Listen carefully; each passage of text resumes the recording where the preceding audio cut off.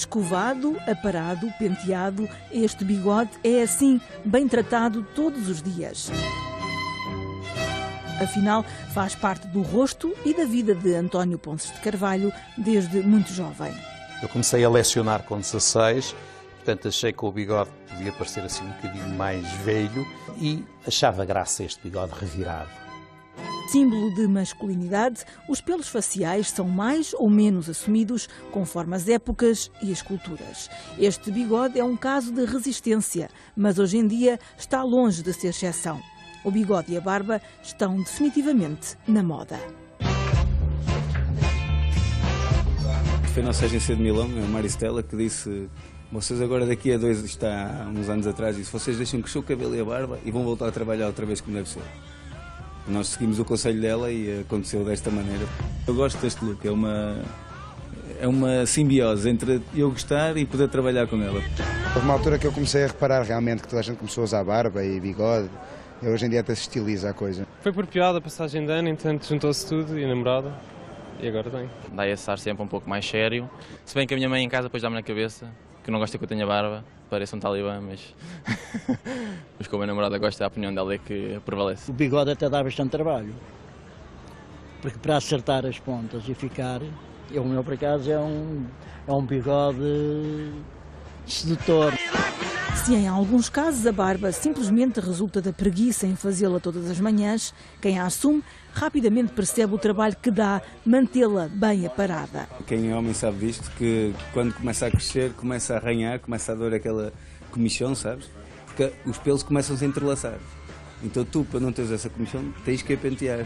Tens que trazer um sentido. A certa altura isto torna-se um animal de estimação, sabes? Às vezes, quando estou estressado, é muito gratificante, é muito relaxante fazer isto ao bigode. O estilo assumido por algumas estrelas torna-se referência mundial. Johnny Depp fica bem de qualquer maneira. Foi ele que deu um bocadinho mais de ênfase aos bigodes e às barbas desenhadas e definidas. Eu acho que o Johnny Depp está o número 1. Está um bom representante. Freddie Mercury, o famoso bigode dos anos 80, dos anos 90. E este é o Brad Cooper, não é? Também lhe fica muito bem a barba, fica-lhe bem, porque lá está, tem uma cara mais alongada. Muitas vezes dá-te personalidade, não é? O que parece, hein? Bigode é sinal de respeito. Isto vai ficar um antes e depois, não é?